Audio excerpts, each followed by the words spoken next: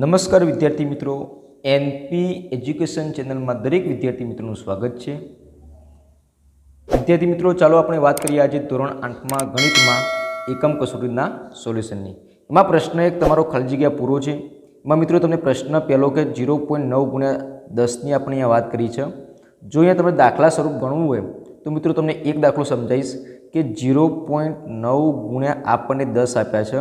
પોઈન્ટનો આપણે કરીશું ગુણાકાર તો આપણને થોડો સરળ પડશે નહીં, તો દશાંશમાંથી હું કરી નાખું અપૂર્ણાંકમાં ગુણ્યા 10 તો હતા એમના એમ 10 નીકળી ગયા તો આપણને આન્સર મળશે 9। તો પ્રથમ ખાલી જગ્યાની અંદર 9 આવશે। મિત્રો આ દાખલાની અંદર તમારે ઓનલી ફોર ખાલી જગ્યા પૂરવાની છે, દાખલા ગણવાના નથી। એટલે ડાયરેક્ટ દાખલાના જવાબ મેં અહીંયા તમને પૂરેલા બતાવ્યા જ છે।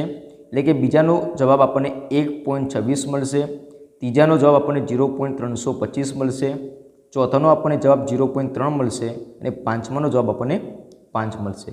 હવે પ્રશ્ન 2 છે તમારા દાખલા, એમાં મિત્રો હું તમને અલગ સોલ્યુશન ગણીને બતાવીશ। એમાં આપણને ઘાતાંકનો નિયમ વાપરીને આપણે દાખલા ગણવાના છે। એમાં પ્રથમ દાખલો છે પ્રશ્ન 2નો પ્રથમ દાખલો, એ હું તમને અલગ ભાગની અંદર એટલે કે અલગમાં તમને ગણીને બતાવીશ તો વધારે ખ્યાલ આવશે। તો પ્રશ્ન 2નો પ્રથમ દાખલો કે 5/2/5 ભાગ્યા 2/5/3 આપણે સાદુરૂપ આપવાનું છે।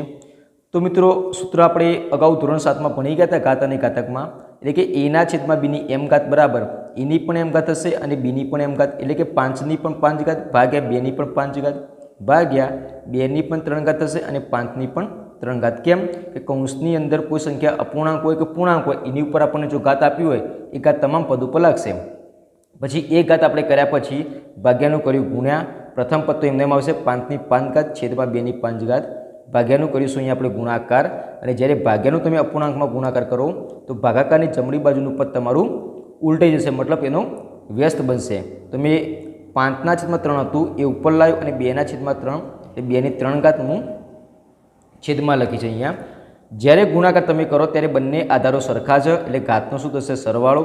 તો અપૂર્ણાંકની અંદર મેં અંશમાં અને છેદમાં બંને કર્યો સરવાળો, એટલે બંનેના આધાર સરખા છે, એટલે કે 5ની 5 + 3 ઘાત છેદમાં 2ની 5 + 3 ઘાત, એટલે કે 5ની 8 ઘાત છેદમાં 2ની પણ 8 ઘાત, 5 અને 2ને અપૂર્ણાંકમાં લખ્યા અને 8 ઘાત આપણે કોમન કાઢી। તો આ હતો તમારો પ્રથમ દાખલો। હવે દાખલા નંબર 2 જોઈએ આપણે। તો દાખલા નંબર 2ની રકમ આપણને કે a/4 ઘાત ગુણ્યા b/5 ઘાત ગુણ્યા c/7 ઘાત છેદમાં c/8 ઘાત a/4 ઘાત અને b/3 ઘાત।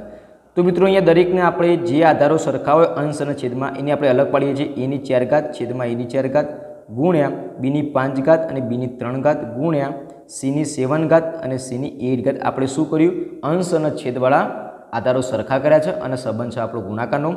જ્યારે અપૂર્ણાંકની અંદર આધારો સરખા હોય તો ઘાતને શું થાય બાદબાકી। તો અહીંયા આપણે જોઈએ a/4 4 બાદ કરી ગુણ્યા b/5 આપણે 3 બાદ કરીશું ગુણ્યા c/7 આપણે 8 બાદ કરીશું। જ્યારે a/4 ઘાત આપણે બાદ કરીશું ત્યારે આપણને 0 મળશે, ગુણ્યા b/5 3 બાદ કરીશું ત્યારે આપણને 2 મળશે અને c/7 આપણે 8 બાદ કરીશું ત્યારે આપણને -1 મળશે। તો આપણને જવાબ તો b² ગુણ્યા c/-1 મળી। તો ક્યારેય પણ કોઈ આધારની ઘાત માઇનસમાં હોય નહીં, તો જ્યારે તમે છેદમાં લાવો તો તમારી ઘાત શું બનશે પ્લસ બનશે, એટલે b/2 ઘાત છેદમાં c એ આપણો આન્સર બનશે। હવે પ્રશ્ન 3 તમે જુઓ, તમને મિત્રો પેપરમાં આપેલું છે પ્રશ્ન નંબર 3 આ રીતનું કે સમીકરણ આપણે ઉકેલવાના છે, એના હું તમને અલગ સોલ્યુશન બતાવું છું અલગ પેજની અંદર। તો પ્રશ્ન નંબર 3 આપણે જોઈ લઈએ। તો કે પ્રશ્ન નંબર 3 જે તમે ધોરણ 7ની અંદર સાદા સમીકરણ ભણી ગયા છો એ જ પ્રમાણે છે કે 2x = 10। તો આપણે xની વેલ્યુ મારે શોધવી છે। બે કઈ ક્રિયામાં છે ગુણાકારની અંદર, તો બરાબરની જમણી બાજુ આવશે તો આવી ગયા ભાગાકારની અંદર, તો આપણને x બરાબર કેટલા મળ્યા 5 મળશે। શું મળશે x બરાબર 5। તે જ પ્રમાણે આપણે આગળ જોઈએ તો કે 7m + 5 = 40। તો મારે m શોધવાના છે, નજીકનું પર 7 બનશે, દૂરનું 5 બનશે। તો પહેલાં હું 5ને દૂર કરીશ તો પ્લસની અંદર છે, જમણી બાજુ છે તો માઇનસમાં આવશે। તો 7m = 40 - 5, તો 7m = 35। તો મારે m ને શોધવા છે, 7 કઈ ક્રિયામાં છે ભાગાકારની અંદર, તો m = 35/7, તો આપણને m = 5 મળશે। કેટલા મળશે m = 5। તે જ પ્રમાણે વાત કરીએ આગળ થર્ડ નંબરની રકમ 2 કૌંસમાં x વત્તા 3 બરાબર 10, તો 2x વત્તા 6 બરાબર 10 આપણે બેને શું કર્યું કૌંસની અંદર ગુણી દીધા પદને આખા, તો 2x વત્તા 6 બરાબર 10 આના જેવું સમીકરણ બની ગયું। દૂરના 6 આપણને આપેલા છે એને દૂર કરીશું તો 2x બરાબર 10 ઓછા 6, તો 2x બરાબર 4 મળ્યા। તો xના બાજુમાં જે આપણું પદ કહેવાય સહગુણ કહેવાશે એ હંમેશા સાથે ગુણાયેલું હોય એને આપણે બરાબરની જમણી બાજુ લઈશું ત્યારે આપણને ભાગાકારની અંદર મળશે, તો x બરાબર 4ના છેદમાં 2 મળ્યા એટલે કે x બરાબર 2 આપણો જવાબ ગણાશે। હવે પ્રશ્ન 4 જોઈએ, એટલે કે 7ના છેદમાં 4 એટલે કેટલા ટકા થાય। જ્યારે તમને અપૂર્ણાંક મતલબ કોઈ સંખ્યા આપી હોય ટકા તમારે લાવવા હોય તો 100 વડે ગુણવું પડે, ટકાની નિશાની કરવી પડે। 7ના છેદમાં 4 ગુણ્યા 100%, તો અહીંયા આપણે ભાગ ચલાવીશું તો 25 ગુણ્યા 4 મળશે અને 25 ગુણ્યા આપણે 7 કરીશું ત્યારે આપણને 175% મળશે। તે જ પ્રમાણે અહીંયા જો દાખલા નંબર 2 કે 0.65 એટલે કેટલા ટકા થાય। આપણે ટકા શોધવાના છે તો 100 વડે ગુણવું પડે અને ટકાની નિશાની કરવી પડે, તો 0.65 ગુણ્યા મેં 100% કર્યા, પરંતુ આ પોઈન્ટમાં ગુણાકાર છે આપણને અઘરો પડશે તો આપણે દશાંશમાંથી અપૂર્ણાંકમાં લઈ દઈએ તો 65ના છેદમાં 100 થશે ગુણ્યા 100%, 100 નીકળી ગયા તો ખાલી આપણા 65% બનશે। તે જ પ્રમાણે નંબર 3 જોઈ લઈએ આપણે, તો નંબર 3ની અંદર કે 60%નું દશાંશ સ્વરૂપ આપણે લખવાનું છે। 60%નું તો તમે ટકા દૂર કરશો 100 વડે ભાગીશ તો 0 નીકળી ગઈ, તો 6ના છેદમાં 10 હોય તો આપણો જવાબ શું આવશે 0.6। તે જ પ્રમાણે નંબર 4 જોઈ લઈએ કે 20%નું અપૂર્ણાંક સ્વરૂપ આપણે લખવાનું છે, તો ટકા દૂર કરીશ તો હું 100 વડે ભાગીશ તો 2ના છેદમાં 10 બની ગયા, અને આનું પણ આપણે અતિ સંક્ષિપ્ત પાડીશું તો 1ના છેદમાં 5 આપણા અપૂર્ણાંક સ્વરૂપ પણ બની ગયા, તે આપણો જવાબ ગણાશે। અને તે જ પ્રમાણે પ્રશ્ન 4નો છેલ્લો દાખલો જોઈ લઈએ કે 3.1 એટલે કેટલા ટકા થાય। આપણે ટકા જોવા છે તો 100 વડે ગુણવા પડશે અને ટકા નિશાની લાવવી પડશે, તો 3.1 ગુણ્યા 100 કરીશું, પણ વાસ્તવમાં દશાંશ છે, દશાંશનો કોઈ સંખ્યા જોડે ગુણાકાર કરીશું એ આપણને અઘરો પડશે, તો દશાંશમાંથી બનાવીશું અપૂર્ણાંકની અંદર એટલે કે 31ના છેદમાં 10 આવશે ગુણ્યા 100%, 0 નીકળી ગઈ તો 31 ગુણ્યા 10 કરીશું ત્યારે આપણને 310% મળશે। ઓકે, તો વિદ્યાર્થી મિત્રો અહીંયા પ્રશ્ન 4 સુધી તમારું સંપૂર્ણ સોલ્યુશન પતી ગયું છે। હવે આપણે આગળ જે પ્રશ્ન નંબર 5, તો પ્રશ્ન 5ની રકમ અહીંયા મેં લખેલી છે અલગ પેજમાં, તો પેપરમાં જોવાની જરૂર છે નહીં, તો ડાયરેક્ટ આપણે પ્રશ્ન જોઈ લઈએ કે 1000 રૂપિયાનું 3% લેખે 2 વર્ષનું સાદું વ્યાજ આપણે શોધવાનું છે। તો 1000 રૂપિયા તમારી મુદ્દલ બનશે, એને આપણે પી લીધા છીએ, 3% મતલબ વ્યાજનો દર તમારો આર છે અને 2 વર્ષનું સમયગાળોને આપણે એન દર્શાવ્યા છે।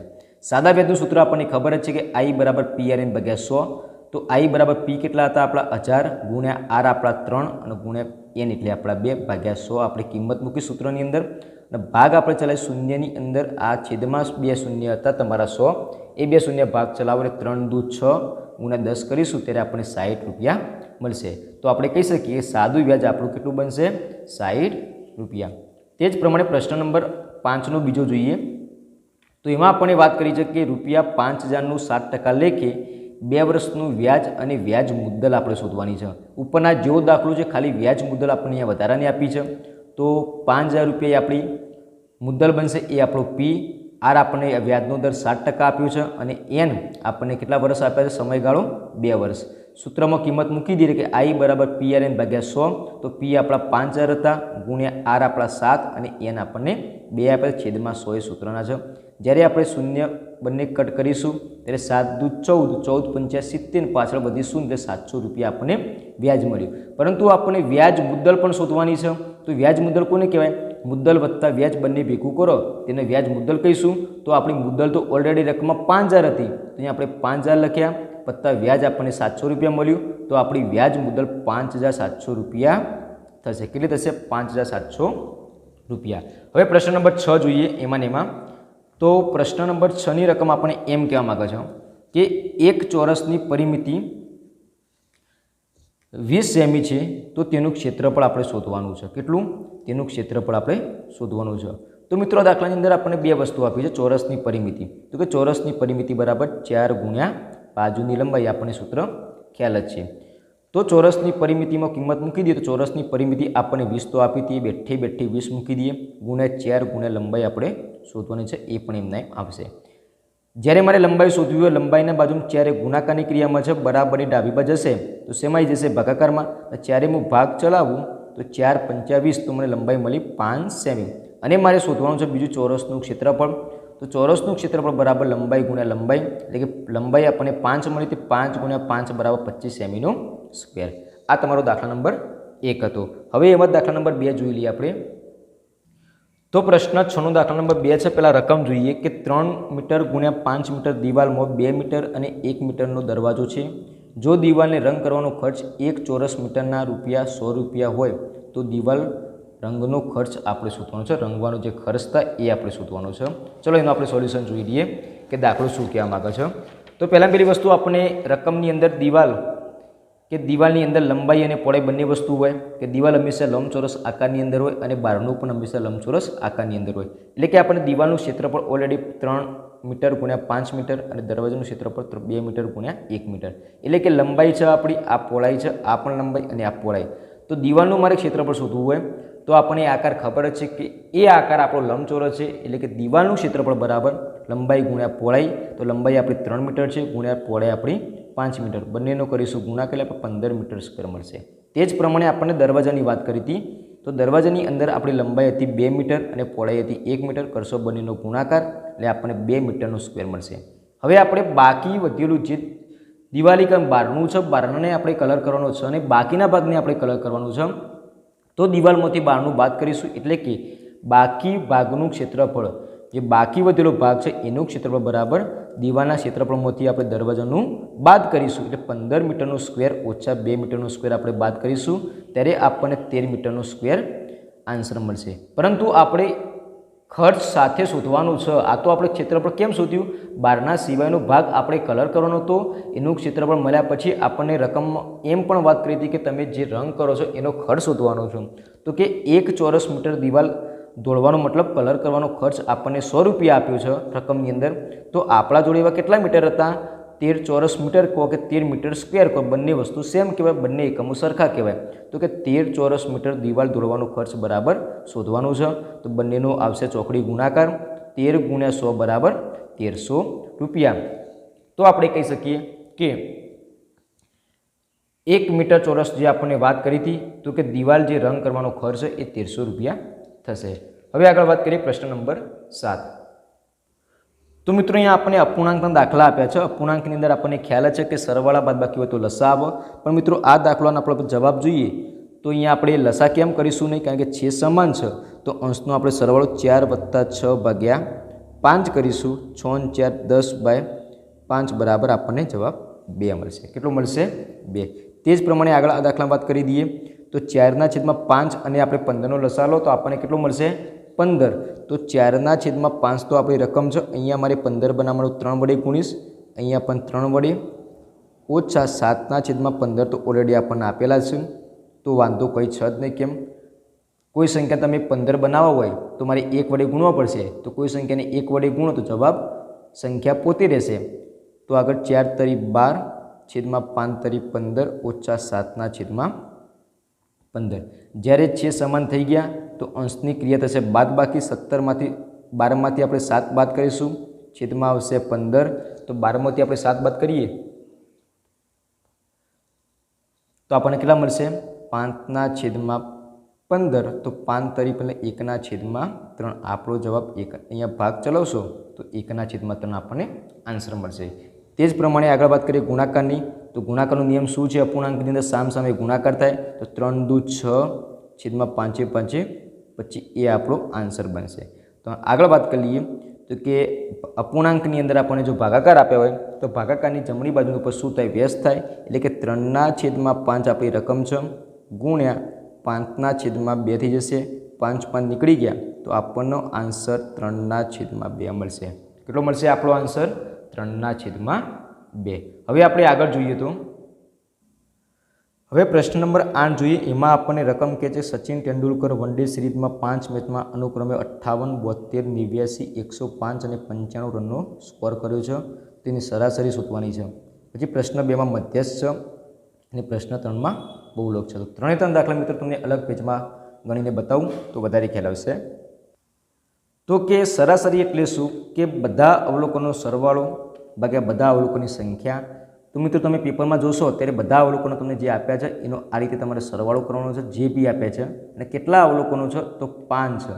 તો બધા અવલોકનો આપણે સરવાળો કરીશું તો 419/5 મળશે. બરાબર આપણે જવાબ લાવીશું ત્યારે આપણને 83.8 આન્સર મળશે. પ્રશ્ન 2માં જોઈએ કે મધ્યસ્થ. તો સૌપ્રથમ તમારે ચડતા ક્રમમાં સંખ્યા ગોઠવવી પડશે. તો ચડતા ક્રમમાં તમે ગોઠવશો ત્યારે 12, 15, 25, 33, 36, 42 અને 50 મળશે. તો મધ્યસ્થનું સૂત્ર શું કે વચ્ચેનું અવલોકન જુઓ, વચ્ચેમાં જે આવ્યું હોય પણ કઈ રીતે ખબર પડે તેનું સૂત્ર મૂકવું પડશે. n+1/2 n એટલે કેટલા અવલોકનો છે તો 7 છે. તો 7 + 1/2 એટલે કે 8/2 બરાબર 4. તો 4મું અવલોકન તમે અહીંયાથી ગણો. 4મું અવલોકન જવાબ કેવો 33 મળે. તો 1, 2, 3, 4. તો આપણું 4મું અવલોકન 33 મળશે. ચલો આગળ વાત કરીએ તે જ પ્રમાણે. એમાં ત્રીજો પ્રશ્ન કે બહુલક. તો બહુલક કોને કહેવાશે? વારંવાર અંક રિપીટ થતું હોય અને એ અંકનું વધારે વખત પુનરાવર્તન થતું હોય એને આપણે બહુલક કહેવાશે. તો કયો અંક વધારે આપ્યો છે તો આપણો 14. તો 14 એ આપણો બહુલક થશે. તો અહીંયા મિત્રો પ્રશ્ન તમારો પૂરો થાય છે. હવે પ્રશ્ન નંબર આપણે 9 જોઈએ. તો પ્રશ્ન નંબર 9ની અંદર મિત્રો તમને બંને દાખલા આકૃતિવાળા આપે છે ધોરણ 7ની અંદર. એમાં એક્સની કિંમત શોધવાની કીધી છે. ઘણીવાર આની અંદર ઘણા યુટ્યુબની તમે જોયું છે સોલ્યુશનનો દાખલો આ ખોટો છે મિત્રો. જવાબ સાચો પરંતુ પદ્ધતિ ખોટી છે. કેમ? કારણ કે તમને અહીંયા બહિષ્કોણ આપ્યો છે. જે ખૂણાની બાજુમાં અહીંયા વધારાનો ભાગ હોય એ તમારો બહિષ્કોણ ગણાય. તો આ રીતે તમને આકૃતિ આપી છે. તમારે એક્સનું મૂલ્ય શોધવું છે તો તમારે સૂત્ર આ જ મૂકવું પડે કે બહિષ્કોણનું માપ બરાબર 2 અંતઃસમૂહકોણનો સરવાળો. તો બહિષ્કોણ આપણો કયો થશે? આ ખૂણાની બહારનો ભાગ જે વધારાનો છે એ. તો 130 આપણને આપ્યું છે બરાબર 2 અંતઃસમૂહકોણ કયા બનશે? ખૂણાની સામેની બાજુ. તો x + 90 એ બંને અંતઃસમૂહકોણનો સરવાળો. તો x મારે મેળવવું છે 130માંથી હું 90 બાદ કરીશ તો મને xની વેલ્યુ 40 મળશે. તે જ પ્રમાણે પ્રશ્ન 2 એના જેવો સેમ ટુ સેમ છે કે x અને yની કિંમત શોધો. તો આ પ્રમાણે આકૃતિ આપી છે. આપણા x અને yની કિંમત શોધવાની છે. તો એના જેવું કે બહિષ્કોણનું માપ બરાબર 2 અંતઃસમૂહકોણના સરવાળા બરાબર થાય છે. તો બહિષ્કોણ આપણો કેટલો છે અત્યારે x. તો અહીંયા હું x મૂકીશ વત્તા 2 અંતઃસમૂહકોણ કયા? ખૂણાની સામેની બાજુ. તો 70 અને 80 આપણા 2 અંતઃસમૂહકોણના સરવાળા બન્યા. તો x બરાબર આપણને 150 મળશે. તો xની તો વેલ્યુ મળી ગઈ પરંતુ આપણે y શોધવાનું છે. તો ત્રિકોણ હવે આ તમારો બહિષ્કોણ મળી ગયો. તો ત્રિકોણ અંદર વિચારો તો ત્રિકોણનો સરવાળો આપણને 180 મળશે.